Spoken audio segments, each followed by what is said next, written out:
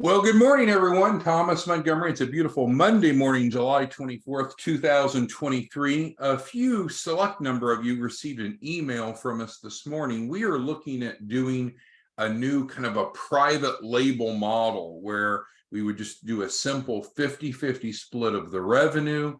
Everything would be branded under you. You would control the client terms and pricing and the client experience. So check your email this morning.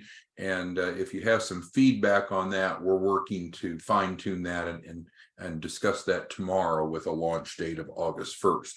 But today's topic is not that. Our topic today is understanding first tranche financing. What is it? When does it happen? What does it take for clients to get their first tranche of finance? Okay. So first, we always want to start with a good foundation of who we are, what we do, why we do it. Then we'll dig into the topic of the day.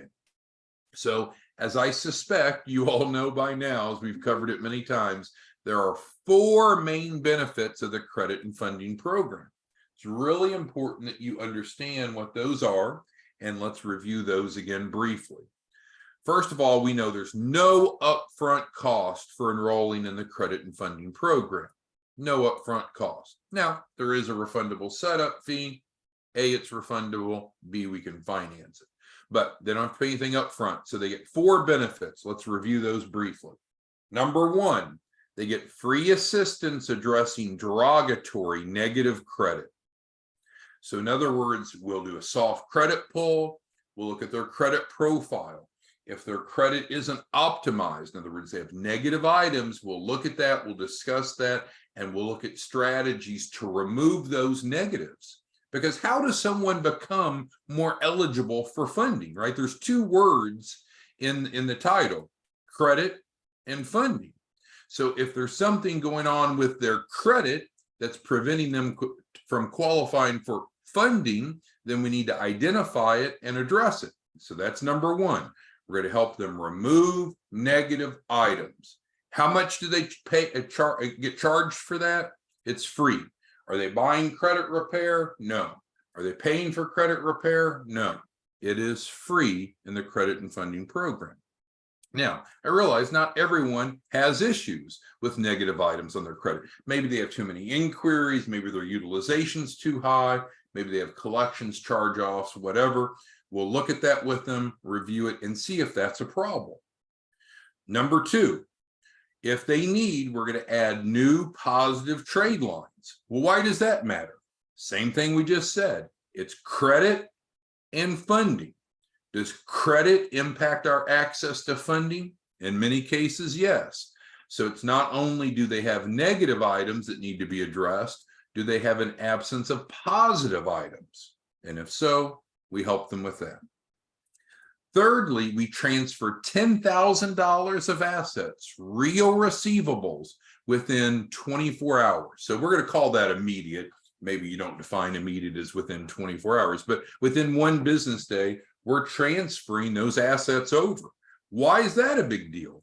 Well, that puts assets on their financials, so now they have collateral for funding, and then we turn around and help them liquidate those receivables to turn it into a new stream of positive cash flow. Because what you and I know, not addressed on the screen, is it typically comes down to the three C's: credit, collateral, and capacity. Literally, the credit and funding program is addressing all three. And then we've got the guaranteed capital raise. So again, that's nothing new. You're familiar with that, hopefully, and that should be what we're sharing with people. Then the question becomes, how much can you make? Well, now there's two answers to this, isn't there? So as of tomorrow, we'll be talking about what we call the branch office or the private label, where we do a 50-50 split of everything. But with that being forthcoming, right now, you get paid $100 up front. As of tomorrow, you'll get paid $500 up front. And then 3%. As of tomorrow, you'll get 5%. But the bottom line is, even under the current model, you're making a little over $3,000 for each client that's getting this value proposition. We should be working together to help one client a day. It's not a requirement, not a mandate, but we should be able to help one client a day. Well, I don't know what you're doing for side gigs now, but if you can make an extra $3,000 or soon $5,000 a day as a side gig, it's not bad, right? It's adult money. So of course, again, we always want to clarify, we want to be transparent. Is there an upfront cost for the credit and funding program? No. As I mentioned a moment ago, is there a refundable setup fee? Yes, but we can get financing. Oh, what if they have bad credit? They won't qualify for financing. That's incorrect. We have a variety. We have 40 different lenders, banks, credit unions, alternative lenders, micro lenders, nonprofits. We can get anyone financing for the refundable setup fee.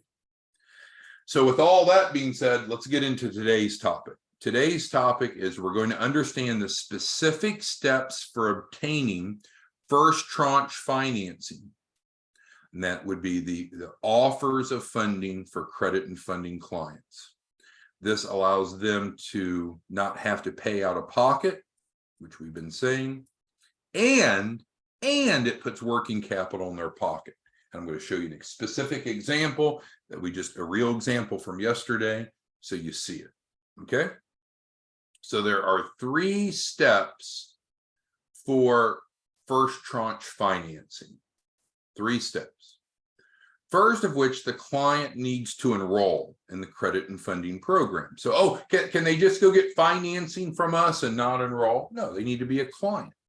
So how do they enroll? Well, they're going to use your link, right? Each of you who are a referral partner, you should have a link. If you don't have a link, get with us. We'll get you a link. It's a free replicated website. Alternatively, people could enroll on our main site. Our main site looks just like your replicated site. That's why it's called replicated. So first, the client has to enroll. Kind of obvious, but we just want to clarify that. Okay, so now the client's enrolled. What then? We need to onboard the client. We've had a separate training where we went in depth of the onboarding process. Today, we're going to focus on onboarding as it affects them getting their first tranche of financing, right? What's going to happen when they're onboarded? The client's going to receive a welcome email from Madison Hope in our office. Madison Hope's going to reach out, introduce herself, let them know that she's there to help them. She's going to ask them to schedule a call. She's also going to provide her direct contact information, her phone number, her text number, her email, and of course, her Calendly link. So typically, same day the client enrolls, they're getting a welcome email. Now, she'll be calling them as well proactively, but there's a lot of people to call. So the fastest approach is for the client to turn around and go ahead and schedule a call with her using the Calendly. But even if they don't, she will reach out to them. But her outbound call might not be as quick as what they could do to schedule with her. Hopefully that makes sense. All right, so that's letter A. So, the client doesn't sign up and go into some sort of black hole, or it's not like they're not taken care of, or they don't know what's going on. We're going to onboard them in writing with an email from Madison Hope. And then she's going to offer to be their frontline resource going forward. In addition to A, the client is sent, and we're doing this via text now. We used to send it by Adobe. What we found is Adobes are delivered via email, and emails can get lost, they can get buried, they can get caught in filters. So now we text the client a link to their onboarding document. So they're getting 2 points of contact as soon as they sign up. They're getting a reach out from Madison Hope via email, offering to talk to them in person, and then we're sending them a text. So there's literally 3 methods of communication to the new client: email, phone, text. So the onboarding document clearly states, hey, if you want to finance that $999, we can finance it for you. Now they're also going to be sent an invoice for the $999. But understand, they can finance it if they want. About half the people are financing, about half of them are paying it out of pocket. So no, it's not bait and switch. We're saying there's no upfront cost. There doesn't need to be an upfront cost. If they want to finance it, we can finance it for them. If they don't want to finance it, they don't have to finance it. So letter C, if the client would like financing and see the conjunction, if they would like financing and also immediate working capital, meaning money, cash in their pocket, in their purse, then they're going to follow the instructions on the onboarding document to let us know, and they're going to then fill out a one-page financing application. We're going to send that to them via text. Again, we're seeing remarkable success when we text people. When we email them, not so much, because it can get lost in the shuffle, buried, caught in filters, what have you. So then they'll complete that application if they want to finance the $999, which they're welcome to. So after they complete that one-page application, it's not real difficult. They don't have to attach a bunch of documents to it, just basic information. Then normally within 24 hours, we'll get them their funding offers. So they'll get written funding offers. They'll get offers of different dollar amounts from different lenders, different interest rates, different repayment terms. They'll see it all. It's transparent. They can accept the ones they want. They can just decline or not participate. Are there any hard inquiries during this process? No, there are no hard inquiries to get these funding offers. So you can't ask me, well, Tom, how much will they get in funding offers, or how many funding offers will they get? It's going to vary based upon their credibility. Now we got a whole breadth of lenders. Everyone will get at least one offer, so no one will be left behind, but it'll vary. So we're going to look at a real example, a client that I literally just got off the phone with immediately before today's Zoom. Bryant. Bryant is a real person. He's a new client. He just filled out his application yesterday, granted. And so here's Bryant's his results. So this is true and accurate, but remember, this is for Bryant. Other people might get more or better offers. Some people might get fewer or less offers. But as a true timely example, here's what happened with Bryant yesterday. He received 38 different cash funding offers, some bigger, some smaller. Some had great interest rates, some not so great. But it's a reflection of Bryant's credibility at the time of enrollment, because we've not yet started working on his file, right? Because he's not paid the refundable setup fee yet. But he's ecstatic. He's excited, right? He's sitting on over $100,000 of funding offers that he can accept or decline. Now, obviously, we hope he would accept at least enough to cover the refundable setup fee, because that's the deal. Hey, there is a refundable setup fee, but we can make available financing. So you can't play it both ways. You can't say, well, I don't want to pay it up front, but I don't want to accept any financing. Well, that's a no-go, right? So it's got to be one or the other. Either accept one or more of the financing offers, put money in your pocket, and then pay it from that, or pay it out of pocket. So that's a real example from just yesterday. And again, some people get more. I hate to guess, but I think we've seen as many as 60 to 70, 60 to 70 funding offers on the upper end. We've never seen less than one.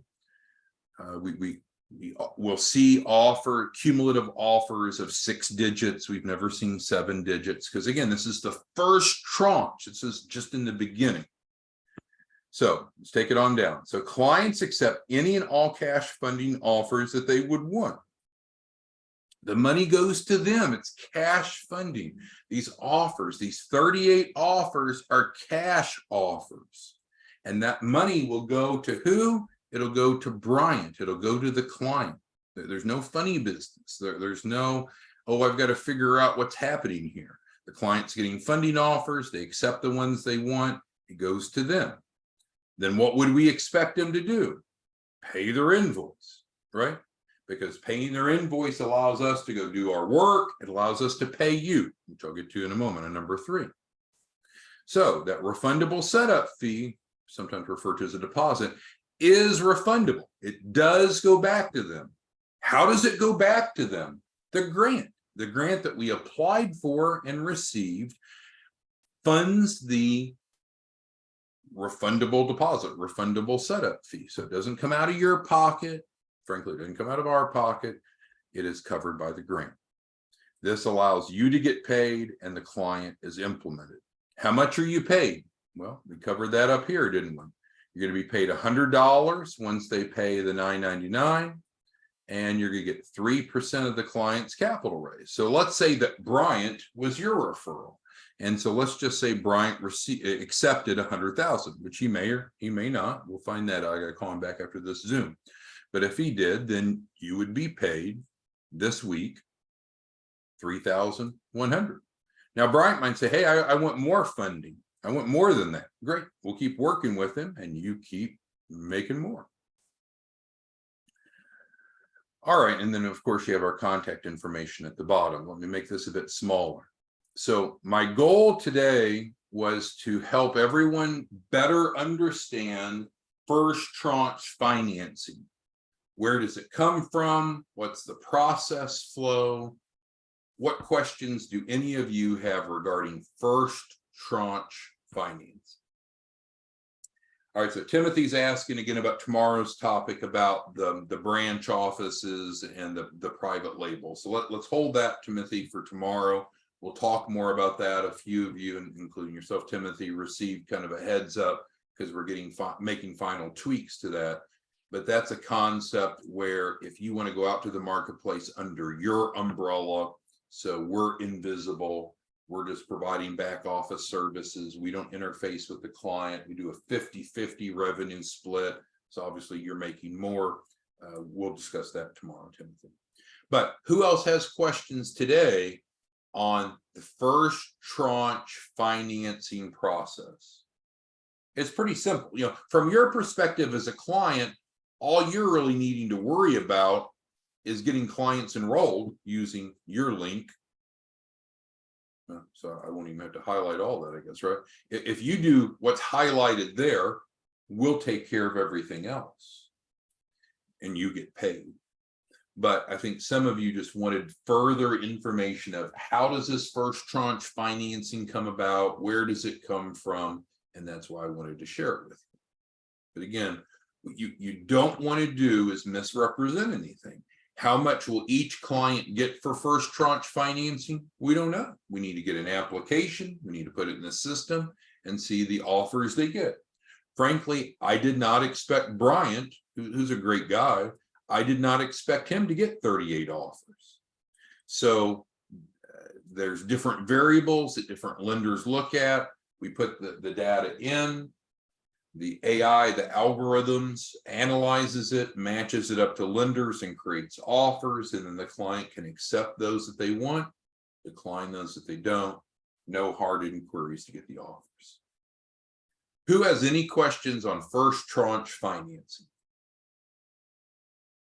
All right, short and sweet today. We'll see you back tomorrow morning. I really hope you'll join us tomorrow. We're going to talk about the private label option, which will give you more flexibility to determine your client's pricing, your costs. The clients pay you directly, and you go out under your umbrella, not under ours. We're invisible in the equation. Thanks, everyone. We'll see you back tomorrow. Bye-bye.